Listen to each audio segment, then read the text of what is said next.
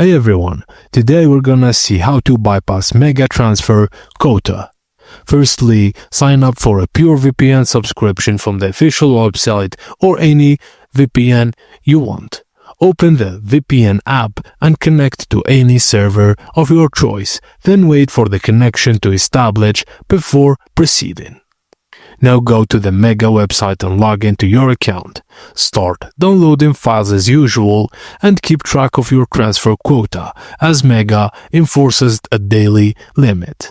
If you're nearing the limit, follow these steps. Disconnect from Pure VPN, close the Mega website or app completely, then reconnect to a different VPN server in the VPN app.